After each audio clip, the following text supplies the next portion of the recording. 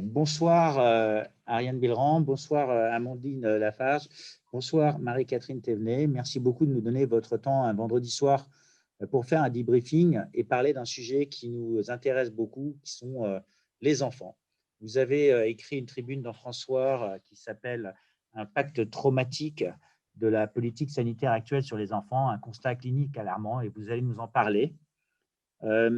Et peut-être que ce qui est intéressant pour les auditeurs de François, c'est que vous commenciez par vous présenter, parler un peu de votre expertise. Par la suite, on parlera de la situation, du constat et bien sûr des enfants et des conséquences pour eux. Ariane, peut-être vous pouvez vous présenter? Oui, bien sûr. Bonsoir. Merci d'avoir accueilli notre tribune et merci de nous donner la parole. Alors, je suis normalienne, psychologue clinicienne et docteur en psychopathologie.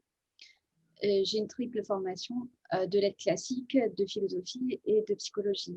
Et ma spécialité, c'est d'analyser les pathologies du pouvoir et leurs conséquences dans les collectifs, donc perversion, paranoïa et les souffrances d'aliénation qu'elles entraînent. Donc, pour cela, j'ai passé environ une dizaine d'années à auditer la souffrance au travail dans les entreprises et à voir quels étaient les mécanismes qui se mettaient en place. Et malheureusement, je les reconnais aujourd'hui à plus grande échelle et c'est ce qui fait que je crois absolument nécessaire que nous, psychologues et psychiatres, nous puissions prendre la parole à ce sujet puisque nous avons quelque chose à dire des délires et des délires collectifs et des implications traumatiques qu'ils engendrent. Merci beaucoup.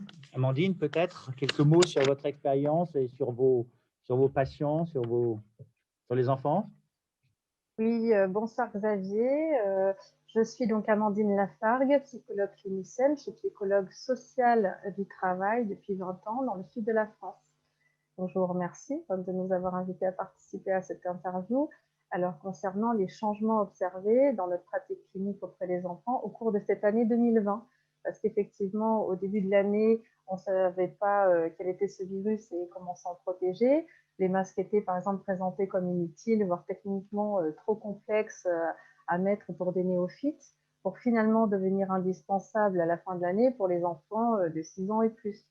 Donc, ces objets et ces mesures qui appartenaient pas à notre culture sociale et qui auraient dû rester dans le champ de la santé, dans la sphère du soin, ils sont devenus à la rentrée des objets de réalité quotidienne pour nos enfants.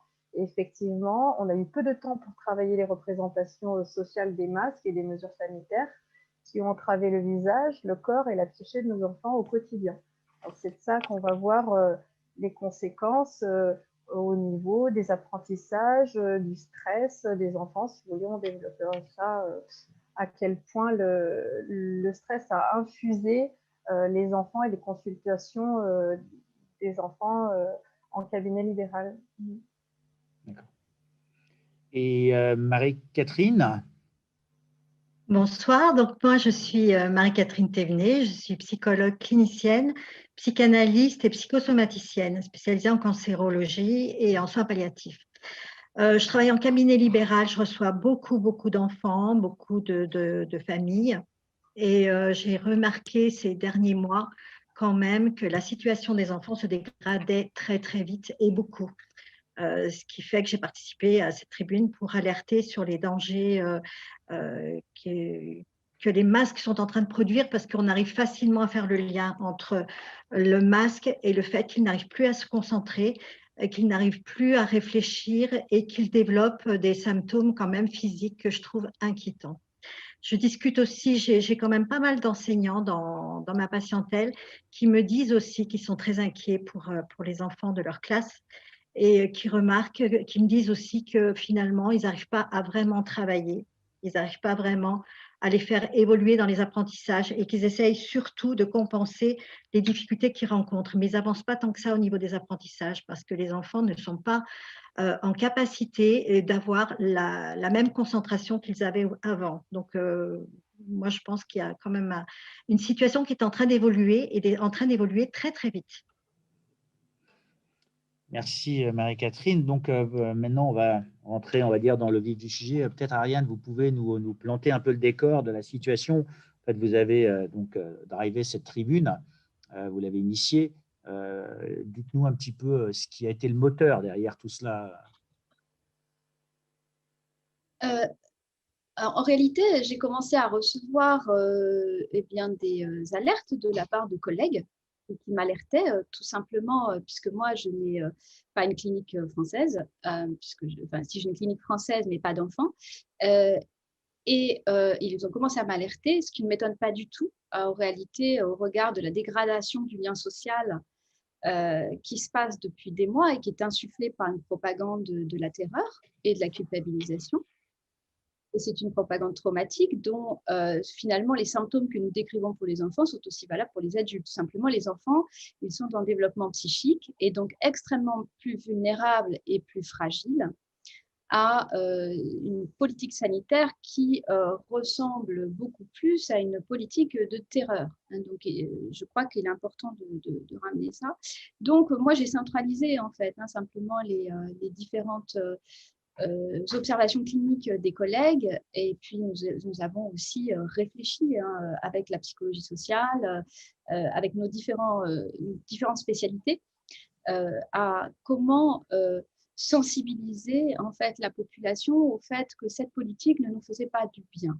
Et je crois important de rappeler que ce n'est pas la première fois que nous avons une politique, j'ai envie de dire délirante, tout simplement délirante, de l'épidémie.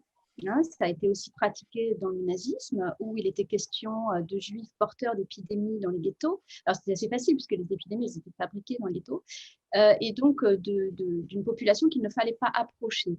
Et quand on entend aujourd'hui la question des camps, de l'isolement, etc., des camps même d'internement, j'ai lu aujourd'hui, on est sur cette même logique d'un lien social qui produit des mécanismes de division, ce qu'on appelle nous du clivage, c'est-à-dire qu'on a une population qui serait saine et une population qui serait malsaine. Cela me paraît complètement délirant du point de vue psychologique, c'est-à-dire que la question du virus comme corps étranger qu'on ne pourrait pas assimiler et qui serait un ennemi extérieur, eh bien, ça ressemble à un délire de persécution paranoïaque, je suis désolée de le dire, et avec une aliénation traumatique de masse. Alors, dans les mécanismes, parce que si vous voulez, par rapport au traumatisme, quand il est injecté sur un collectif, et ça, je l'ai observé pendant des années dans des enquêtes sur du harcèlement au travail, etc., il y a le psychisme, il va se défendre. Donc, l'individu va créer des mécanismes de défense qui peut être une sorte de banalisation, c'est-à-dire on va banaliser la violence, mais finalement, ce n'est pas grave, les enfants, ils en ont vu d'autres, ils ont des capacités d'adaptation, etc. Et ça peut être des mécanismes comment dire, de déni, tout simplement, c'est-à-dire qu'on ne veut pas voir, on ne veut pas savoir, on ne veut pas entendre la situation. Alors, j'ai aussi par contre, pas mal de patients, enseignants ou parents qui me décrivent la dégradation psychique de leur enfant.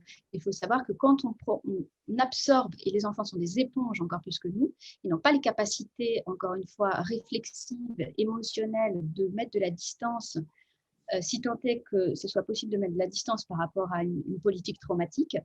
Il y a des discours de terreur et des discours de culpabilisation. C'est-à-dire que les enfants maintenant s'éloignent même, et c'est les retours qu'on a, à l'intérieur même de leur propre famille, prennent eux-mêmes des distances parce qu'ils ont l'impression de porter un mal, d'être porteurs d'un mal et de potentiellement tuer des membres de leur famille. C'est-à-dire qu'ils se vivent comme des meurtriers en puissance. Je ne sais pas si on imagine les dégâts psychiques que ça va créer, c'est-à-dire en clair, des burn-out en puissance, et aussi des conduites suicidaires ou de la violence, c'est-à-dire l'hétéroagressivité, parce que quand on est sur des politiques de terreur et de stabilisation de masse, c'est ça les conséquences massives. Voilà en gros pour le petit tableau. Pour le tableau qui est quand même assez inquiétant, on va dire. Totalitaire, paranoïaque et gravissime, oui. Peut-être, en fait, moi, ce qui m'intéresse, c'est bien de parler des enfants et de commencer par eux, mais j'imagine que Amandine et Marie-Catherine, vous parlez aussi aux parents. Donc, j'aimerais bien comprendre, on va dire, la relation parent-enfant et au-delà du fait qu'il y a cette souffrance et ses conséquences et ses inquiétudes. de comprendre un petit peu comment il faudrait adresser ces problèmes. Moi, quand j'ai lu la tribune, il y a un mot qui m'a sauté aux yeux, c'est le mot maltraitance. Et j'ai beaucoup vu de maltraitance en Afrique, dans des pays où on parle de la maltraitance des enfants, de l'exploitation. On ne s'attendait pas à avoir une forme de maltraitance en Europe, on va dire, ou en France.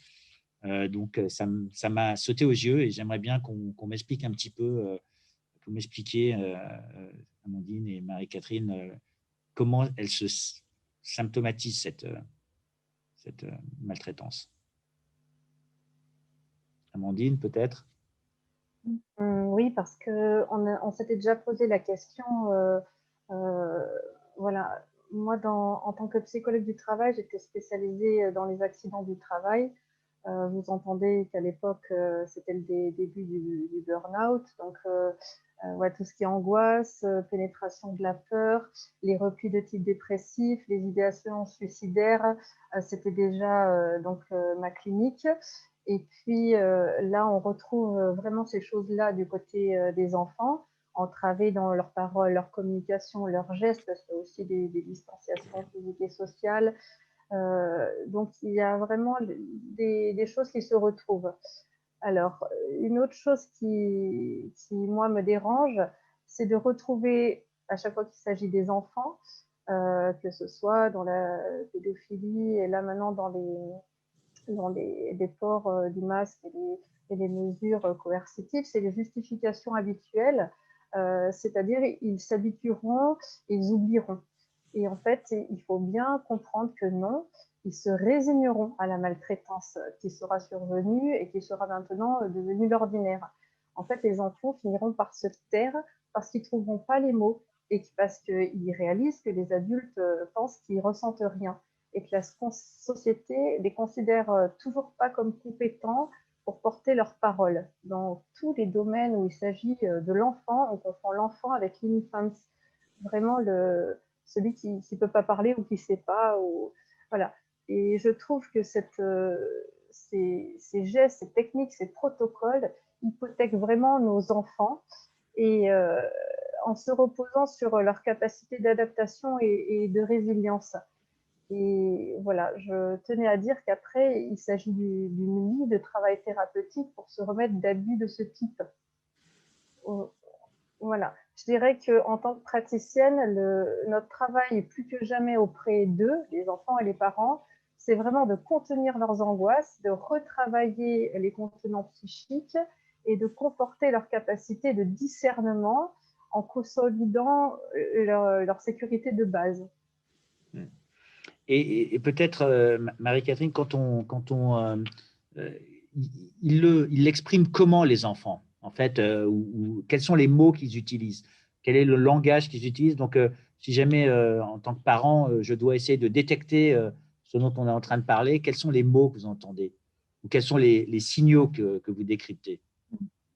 C'est une très bonne question, justement, parce que les signaux, pour les décrypter, il faut vraiment mettre en relation les faits, et j'ai l'impression que ce n'est pas toujours fait dans ce sens-là, c'est-à-dire qu'ils posent des mots qui sont à distance de la question du masque, et surtout, ils le disent en thérapie, ils le disent en séance, mais ils ne le disent pas forcément aux parents. Alors, parfois, j'essaye de savoir si ça a été parlé avec les parents, et ils me disent « Oh ben non ». Ils ne vont pas me croire. Et je crois qu'ils n'ont pas envie d'embêter les parents qui se sentent déjà pas très, très bien avec ces questions-là.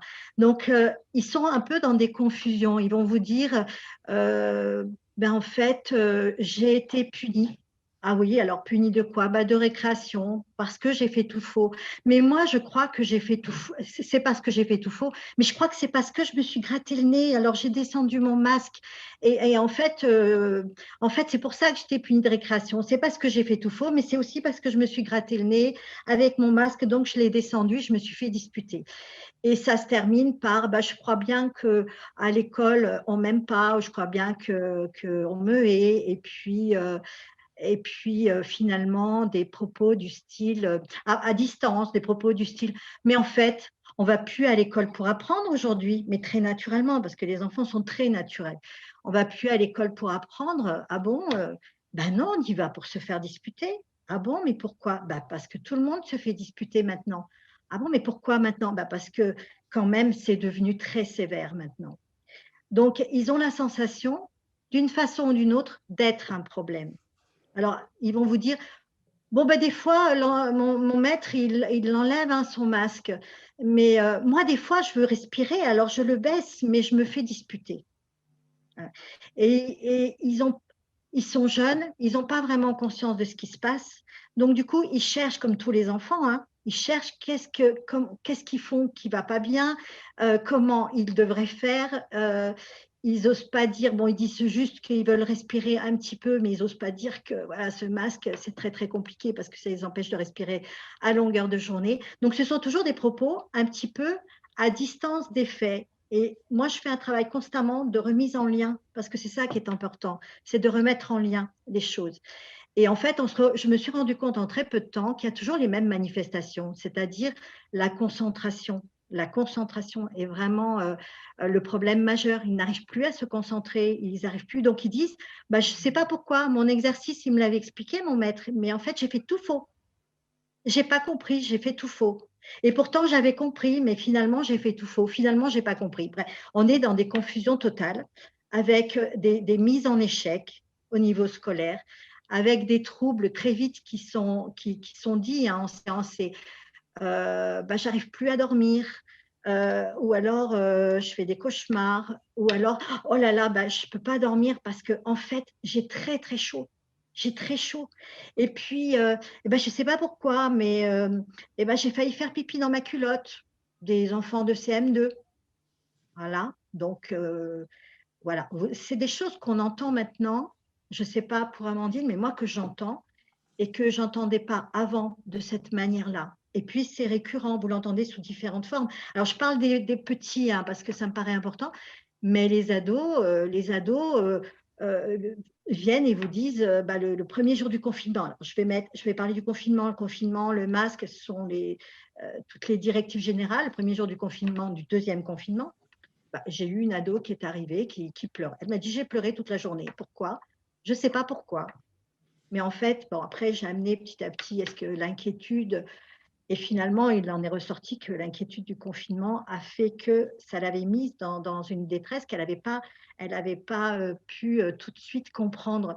Donc, les ados aussi, les grands ados, sont très déprimés parce qu'ils doivent toujours mettre ce masque et en même temps, ils ont peur de créer des troubles dans la maison, de ramener la maladie. On se retrouve avec des situations complètement décalées. Alors, pour parler 2 mots des parents, quand la rentrée est arrivée, qu'il y a eu la question des masques, j'ai eu pas mal d'appels, pas seulement en séance, pas mal d'appels au téléphone de parents qui me disaient « Qu'est-ce que je fais? Qu'est-ce qu'on fait? Vous vous rendez compte? Le masque est obligatoire. Comment il va le vivre? Je ne veux pas le mettre, mais qu'est-ce que je dois faire? Qu'est-ce que je dois faire ?» Il venait vraiment pour moi me demander, me dire « Mais qu'est-ce que je dois faire ?» Alors, moi, je ne peux pas leur dire « Mettez-les pas ». Bien sûr que je considère que le masque est très dangereux, mais ce que j'ai essayé de leur dire au départ, c'est de parler avec leurs enfants et de sentir ce qui était vraiment important pour eux. Parce que malgré tout, il y a la question de la socialisation, il y a la question du groupe. Mais depuis septembre, certaines personnes ont décidé de les déscolariser, d'autres y vont, mais depuis septembre, j'ai vu vraiment une dégradation en quelques mois. Il y a encore une chose que je voudrais dire qui me paraît très, très importante. Au niveau des parents, vous m'avez dit au niveau des parents. Eh bien, moi, le constat que je fais pour certains, et je pense que c'est ceux qui m'en ont parlé, il doit y en avoir d'autres qui n'en parlent pas, c'est qui vous disent de toute façon, on n'a pas le choix. À la rentrée, la directrice de l'école nous a bien expliqué les choses. Si on ne les met pas régulièrement, qu'on n'est pas d'accord, de toute façon, ça sera un confinement. Ça sera pas un confinement, ça sera un signalement.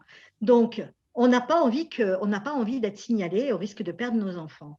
Donc, du coup, eh bien, ils vont à l'école avec le masque. On ne fait pas de bruit. On ne dit pas que ça ne va pas parce qu'il y a la menace du signalement. Alors, comment les enfants et les parents peuvent s'y retrouver dans leur lien, comment l'enfant peut être sécurisé si le parent n'est pas sécurisé, quel sens ça a d'adopter des procédés uniquement par cette politique de la terreur.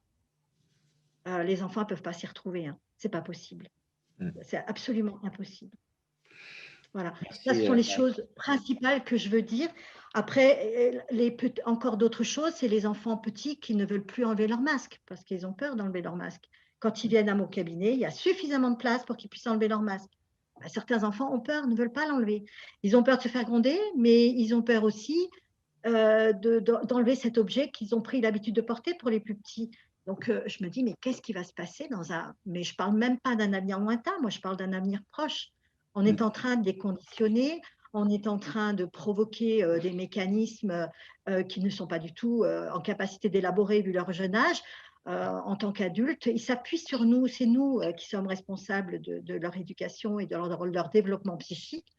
Je crois qu'il faut vraiment qu'on remette en question ce qui est en train de se passer et vite, pas dans 1 an et pas dans 6 mois, ça sera trop tard. Là, on parlera le problème est déjà des bien amorti. conséquences un peu plus tard de ça, si vous voulez bien, Marie-Catherine, parce que je pense que si jamais on veut rester dans l'optique du temps de parole, on va dire, et de donner un peu la parole, je pense que ce serait bien qu'on traite le futur un peu plus tard. Peut-être, Ariane, si jamais on reprend un peu de recul, puisqu'on a entendu Amandine et Marie-Catherine parler de leur expérience avec leur patientèle, vu que vous avez agi comme coordinateur, est-ce que c'est un message que vous entendez de tous les praticiens, on va dire? C'est consistant, c'est cohérent au travers de tout ça, ou il y a d'autres messages que vous entendez? Ceux qui sont venus vers moi m'ont plutôt donné ce tableau-là, hein, ce tableau clinique. Donc, c'est cohérent avec les mécanismes qu'on observe.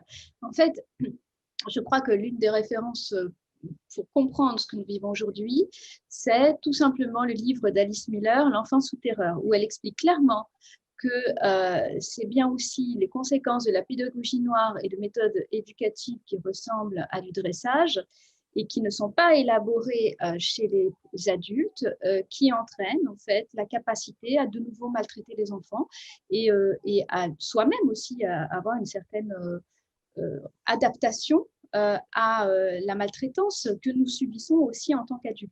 Je souhaiterais dire, pour ma part, dans l'opinion propre de professionnels qui est spécialisés sur ces questions, mais qui rejoint aussi d'autres professionnels qui analysent ces mécanismes en psychologie sociale notamment, que l'État n'est plus devenu soutenant mais persécuteur de sa population et que cela se traduit notamment par des paradoxes en série qui verrouillent la capacité de penser des adultes et qui également viennent fragiliser la posture parentale. Là, je cite un article d'une collègue co-signataire, Laurence Leroy, qui a parlé de la fragilisation de la posture parentale par l'État, c'est-à-dire de la disqualification de l'autorité parentale de fait, pas légale, hein, de fait, dans les mots et dans les injonctions aujourd'hui que nous recevons.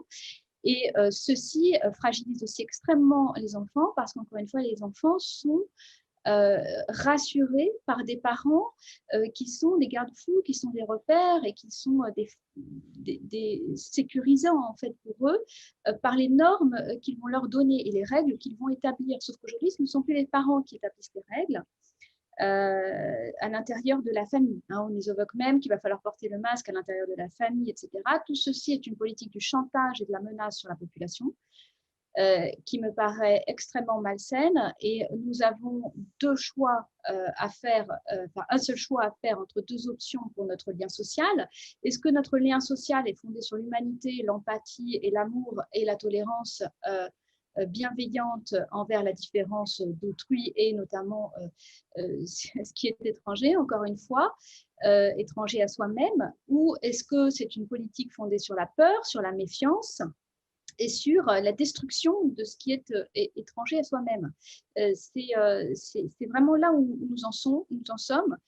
Et je crois urgent de réfléchir à tout ça parce qu'un enfant, il a besoin pour grandir, de grandir dans la joie et dans l'innocence et d'être épargné des problématiques de terreur que aujourd'hui, les adultes, en particulier l'État, leur transfèrent, que ce soit au niveau du terrorisme, comme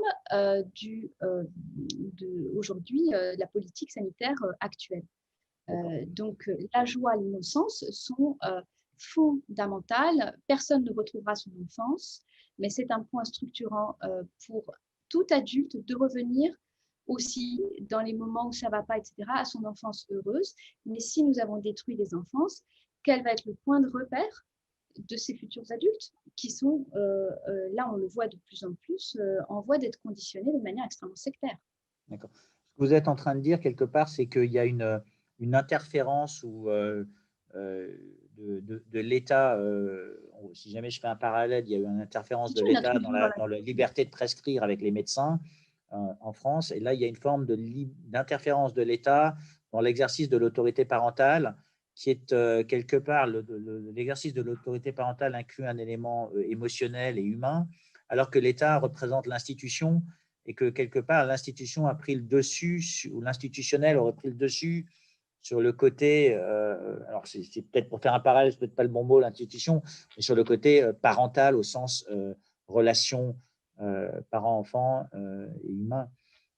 Juste, ce qui m'intéresserait de comprendre, c'est les enfants, donc plutôt Amandine, Marie-Catherine, les enfants, ils comprennent un petit peu ce qui se passe d'après vous, ils comprennent les gestes barrières, ils ont assimilé tout ça, au-delà du fait que on leur a dit qu'ils pourraient être les vecteurs de ce virus au travers des grands-parents et des personnes plus à risque, ils le comprennent, parce qu'on parle beaucoup du masque, mais on ne parle pas beaucoup des autres gestes barrières, c'est-à-dire la distance qu'ils doivent avoir entre eux, ou se laver les mains, qui, normalement, devrait se passer dans toutes les familles. Donc, je ne sais pas qui veut répondre.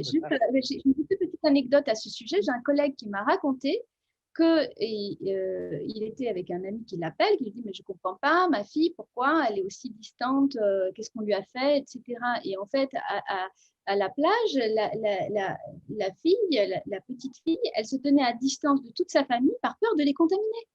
D'accord. Oui, alors que d'habitude, l'habitude voudrait qu'un enfant vienne se jeter dans les bras de ses parents ou qu'il se nourrisse de la tendresse familiale. Voilà. Qu'ils se nourrissent de la tendresse familiale qui est fondamentale pour son développement. Voilà. Donc, on a mis une barrière. Cette barrière, elle devient psychologique, alors que naturellement, sociologiquement, on a envie de se toucher, quoi. Voilà. L'humain a besoin de se toucher. Et Amandine et Marie-Catherine, vous avez observé aussi, oui. Vous avez des observations à ça? Oui, je dirais que les enfants, ce qu'ils ont compris, c'est qu'il y a en tout cas eu un changement brutal. Alors, heureusement, ils ont rencontré la maîtresse pour les plus petits en septembre non masquée, heureusement, parce que du coup, elle a un visage. Par contre, ce qu'ils ont compris, c'est qu'ils sont punis. Il n'y a plus de récré, on n'a plus le droit d'avoir des gestes spontanés. Et à l'instar des autres années où, par exemple, quand on avait des parents qui traitaient leurs enfants comme des objets, les enfants adoptaient des jappements ou des conduites d'animaux. Par exemple, dans le cabinet, faisait le chien, où il aboyait, ou la petite poupée. Aujourd'hui, on a des petits robots. Donc, ils ont des conduites robotisées avec les mouvements, et ils nous parlent comme des robots, avec des fois même des boutons pour les refaire devenir humains dans le dos. Donc, c'est vraiment… ils ont compris qu'il faut arrêter la spontanéité. Ça, c'est bien intégré. Après, moi, je déplore qu'on ne leur donne pas non plus de recettes pour contrer cette angoisse ou des sas de décompression. Par exemple, des endroits où on pourrait à nouveau communiquer, avoir un rire communicatif, un bâillement communicatif, derrière, par exemple, un écran vitré, ou se tenir à distance dans la cour de récréation pour avoir des jeux à distance. Il y a des écoles où, par exemple, ils restent dans des cerceaux. Alors, ils ont le droit de se déplacer avec leur cerceau. Ça, c'est des bonnes initiatives. Ça permet de ne pas penser qu'on est coincé et qu'il n'y a pas de solution. Il faut leur réapprendre à respirer, voire même à créer, à retrouver de la créativité, la poésie, ressentir des émotions. Marie-Catherine, vous avez aussi les mêmes constats ou…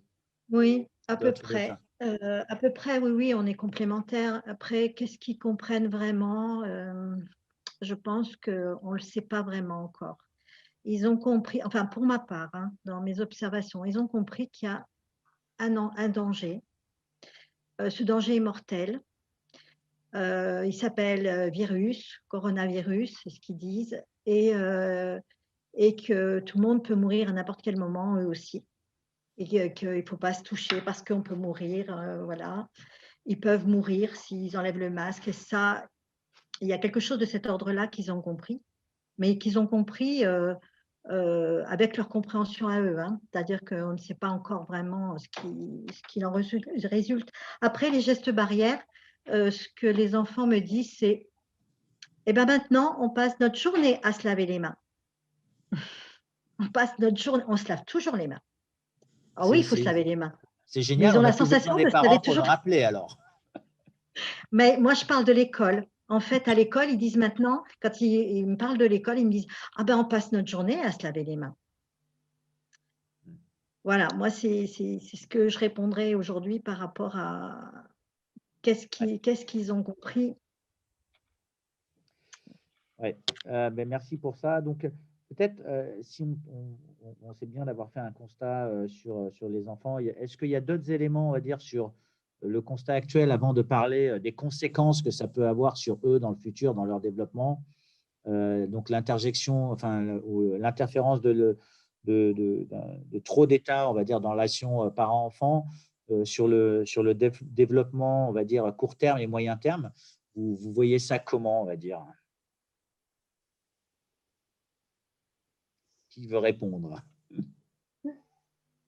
Je crois qu'il y a beaucoup de conséquences, il y a beaucoup de plans. En fait, cette histoire de masque, de gestes barrières, ça vient vraiment à un carrefour où du coup, ça va impacter plusieurs domaines. Alors, on pourrait vous répondre sur l'attention, comme on a dit tout à l'heure, la mémoire. On peut vous répondre aussi sur le fait que les enfants vont perdre l'intérêt d'utiliser leur visage, la partie basse du visage. Et à force de ne pas voir l'expression des adultes, eux, ils vont imiter, ils ne vont pas entraîner leurs muscles faciaux, la bouche, les lèvres, et ils tombent dans une certaine inexpressivité. Alors, c'est trop dommage parce que le masque, normalement, pour un enfant, c'est le super-héros avec les yeux masqués. Et là, la bouche, c'est vraiment plutôt un synonyme de musellement de l'enfant. C'est vraiment le mode de communication par l'inexpressivité. Et l'enfant, il va perdre l'envie de se relier aux autres par la bouche et par l'interface visage. Et donc, on voit que certains vont être tentés effectivement par l'isolement, le repli, la fuite dans l'imaginaire. Les écrans. Alors ça, c'est même conseillé. Depuis quelque temps, ça fait partie des pratiques, effectivement, où on dit pour tenir sage l'enfant, on va mettre devant un écran, alors que là, on savait bien les dégâts que font les écrans sur les enfants, les petits-enfants. D'accord. Et donc ça fait partie des conséquences, peut-être.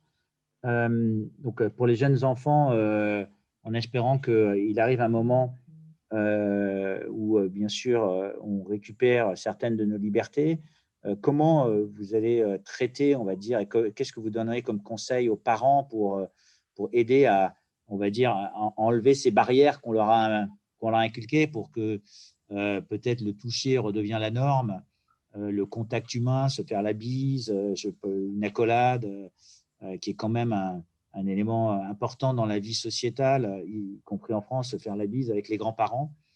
C'est à Noël, on ne va pas faire la bise à ses grands-parents pour une fois à cause d'un virus. Marie-Catherine, je ne sais pas, vous avez… Je voulais juste ajouter quelque chose, mais c'est peut-être pas tout à fait encore ce que vous êtes en train de dire. Quelque chose par rapport à la pratique. D'accord. Parce que par rapport à la pratique, je crois que aussi il est important, enfin ce que je ressens moi, c'est le besoin de réévaluer ma pratique. Ça fait un petit moment que j'y songe, réévaluer la pratique et de travailler plus sur utiliser l'art-thérapie, c'est-à-dire la matière.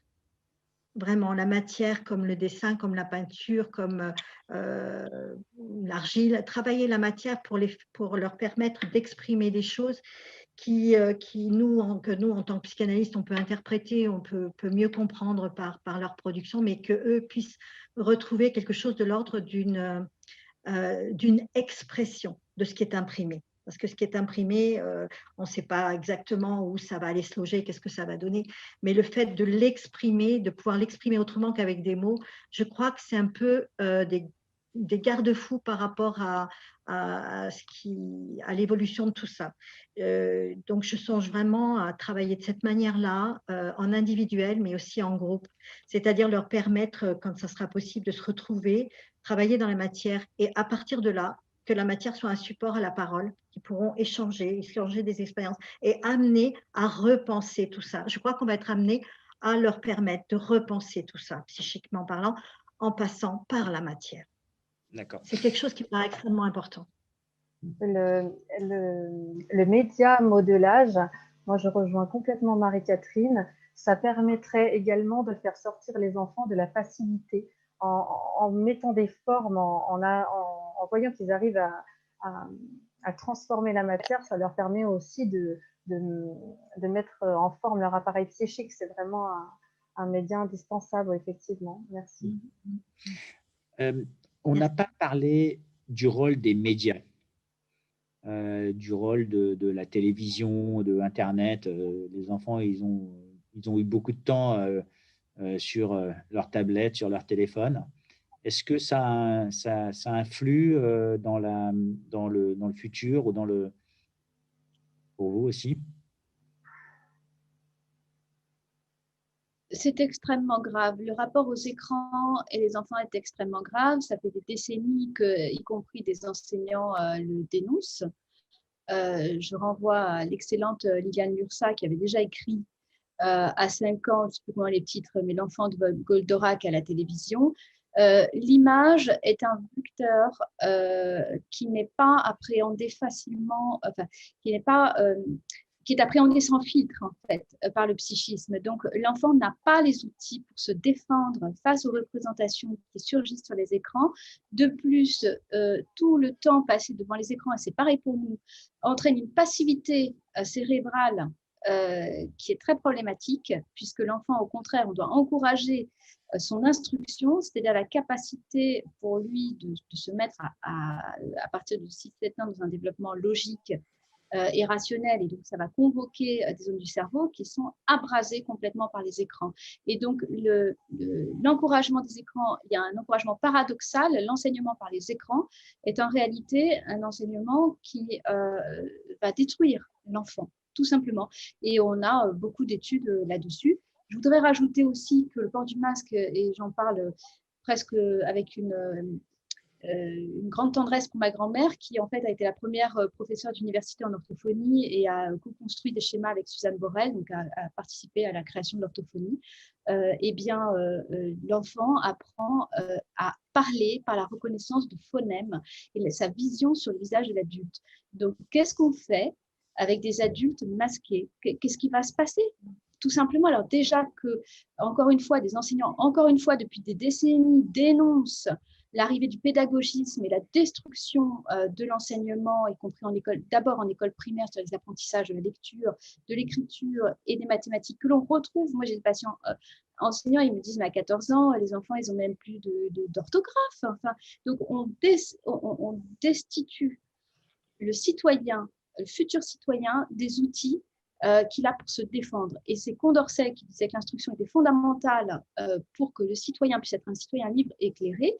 Eh bien, nous assistons à cette destruction que moi, j'estime intentionnelle, que d'autres ont analysée comme intentionnelle, et qui sert à fabriquer tout simplement des individus qui ne seront en incapacité de se défendre.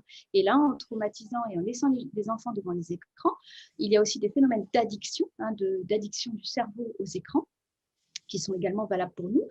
Ceux qui travaillent, et je le sais d'autant plus parce que j'ai des proches qui travaillent dans le domaine de l'informatique à haut niveau, eh bien, ceux qui travaillent dans l'informatique savent très bien que l'un des propos est de créer des phénomènes d'addiction dans le cerveau pour que nous soyons en fait hyper connectés en permanence et nous soyons destitués de notre propre psychisme. Pourquoi? Parce qu'il y a de la vente derrière, parce qu'il y a tout un business en fait sur nos cerveaux disponibles. Et tout ceci, ce sont des dangers permanents auxquels nous sommes en permanence exposés, mais encore plus les enfants qui sont aussi considérés comme prescripteurs, par exemple, au niveau de la publicité. Comment on fait pour aller manipuler un enfant pour qu'il devienne prescripteur de tel et tel produit auprès de ses parents. Tout ça, ce sont des techniques de manipulation de masse, de manipulation du cerveau de nos enfants. Et je crois qu'il est très important maintenant que, en tant qu'adultes responsables, nous puissions nous poser en protection. Mais pour cela, il faut comprendre ce qui. Et donc ça, c'est, disons que c'est le rôle aux médias. Il y a un sujet aussi, alors je ne sais pas si vous en avez dans votre patientèle, mais on n'a pas parlé des enfants avec des handicaps ou qui sont, on va dire, sourds et malentendants, puisque le masque affecte énormément leur capacité à lire sur les lèvres ou à communiquer. Alors, bon, ça, c'est un exemple. Juste, je pense qu'il y a sûrement d'autres exemples, mais c'est celui qui me vient à l'esprit.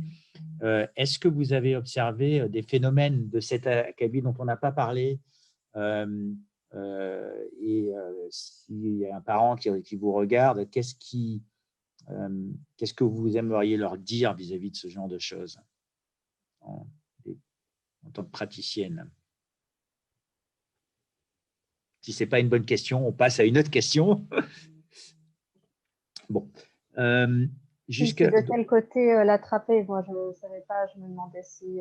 non, mais si vous n'avez pas d'expérience clinique là-dedans, c'est juste un point que, en fait, nous, on a eu j'ai reçu pas mal de messages et d'emails de lecteurs dont on parle de leurs enfants handicapés, de leurs enfants, parce qu'au début du confinement, ils ne pouvaient pas se déplacer, sortir 1 heure, c'était difficile. Le rôle de l'école qui était fermé. Donc, il y avait une forme de distanciation sociale, pas que physique, mais aussi sociale des enfants, puisqu'ils ne voyaient plus leurs copains. Et ça s'est accentué. Donc, il y a beaucoup de gens qui m'ont parlé de ça, mais peut-être qu'il n'y a pas de réponse. Et moi, je n'avais pas de réponse à leur donner, donc c'est pour ça que je pose la question. Je ne suis pas praticien et je n'ai pas d'expertise dans ce domaine-là. Est-ce que dans le cadre de la formation future de l'enfant, il y a d'autres éléments qui sont importants sur lesquels il faudrait qu'on soit attentif en tant que parent aujourd'hui?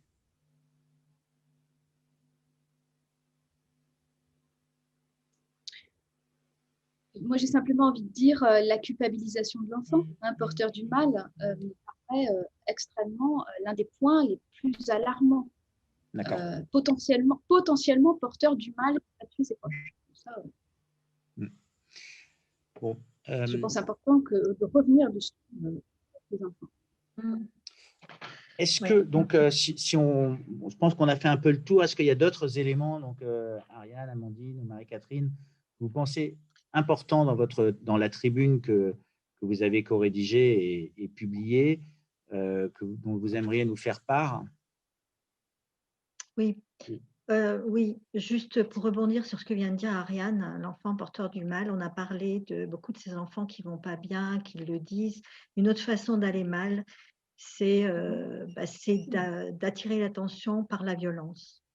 Moi, je n'ai jamais eu, comme j'ai en ce moment, des appels des médecins de famille, du médecin scolaire. Tout le monde m'appelle en me disant, mais au sujet d'un enfant, mais qu'est-ce que je dois faire? Est-ce que je dois lui donner un traitement? Qu'est-ce que vous en pensez? Comment on va s'en sortir?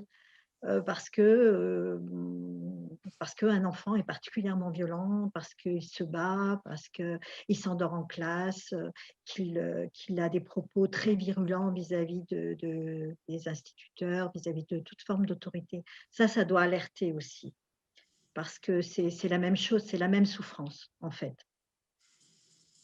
Oui, on passe de la socialisation à la normalisation. Donc là, si je comprends, la demande des parents, ce serait vite, normer mon enfant. On parlait tout à l'heure par peur de signalement, par peur de… Voilà, est-ce qu'il sera encore accepté, est-ce qu'il sera rejeté? C'est vrai que là, maintenant, la préoccupation des parents, c'est plus rendez-le calme. Et on entend effectivement, quitte à le médiquer, quitte à le dresser, même si l'élan est bienveillant, les parents, ils ne veulent pas maltraiter leur enfant, mais ils sont prêts à quelques concessions pour que l'enfant bouge moins. Et effectivement, ils vont inciter inconsciemment les enfants à perdre leur élan de vitalité, de créativité, d'originalité, de spontanéité. Donc là, on est en train de parquer mentalement et physiquement nos enfants. Donc, si jamais je peux conclure, ce que je comprends, mais vous pouvez me corriger si jamais je fais erreur, c'est que quelque part dans les décisions, on va dire, gouvernementales, dans la mise en place de ce confinement et la réponse par rapport à une épidémie, on a peut-être oublié de prendre en compte le tableau clinique des enfants et l'impact que ça pourrait avoir sur les enfants en ayant une réponse qui soit peut-être excessive sans en mesurer les conséquences. Est-ce que c'est une bonne Oui, je suis conclusion? d'accord avec ça. Je suis d'accord avec cette conclusion, oui. Bon, bah écoutez, en tout cas, ce que je vais faire, c'est que je vais vous remercier, donc Ariane, Amandine et Marie-Catherine, d'avoir pris le temps de faire ce débriefing et de nous avoir donné votre point de vue de professionnel sur ce qui est sûrement le plus cher pour nous, c'est-à-dire nos enfants, ce qui représente notre futur, en espérant qu'on va arriver à résoudre, que vous allez trouver d'autres solutions et que si d'aventure il y a un autre confinement, qu'on prenne encore plus en considération ces éléments dans les décisions, que ce soit des conseils scientifiques ou d'autres instances de sanitaires ou gouvernementales, parce que ce que vous nous dites est quand même assez important et j'espère que ce sera de nature à expliquer aux parents qui nous écoutent et même aux enfants. Si les parents veulent faire écouter ce genre de programme aux enfants, ça peut être utile, je pense que voilà. Je vous remercie. Je vous souhaite une bonne soirée, un bon week-end. Merci Merci Xavier, merci. Merci Ariane.